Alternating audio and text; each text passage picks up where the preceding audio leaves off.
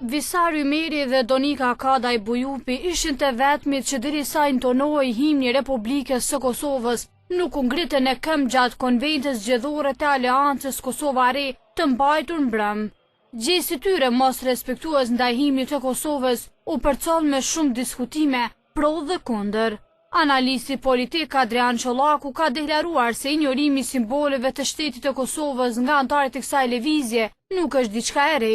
Sipas Çollakut, kjo është një strategji e tyre politike. Gjithmonë thirrën mbrojtje të Republikës, mirë po në këtë rast pa nuk respektojnë as sa duhet ndoshta simbolikën. Po thashë në fundit është strategji e tyre, pra shumë shpesh e shohim ose shumë rrallë në takimet që mund të kenë me përfaqësues të ndryshëm që zyret e tyre të kenë të vendosur flamujt ose këto simbolikën e shtetit tonë.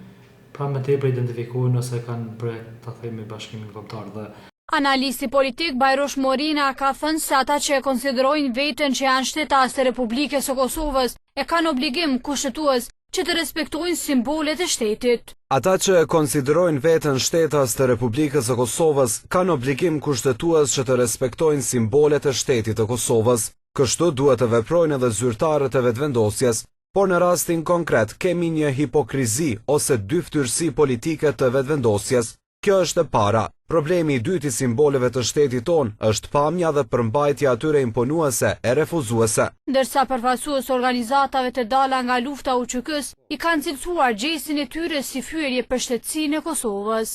Kryetari i organizatave të dala nga lufta UÇK-s Hysni Gucati ka thënë se do të ishte hishme që zyrtarët e vetëvendosjes të respektonin himnin.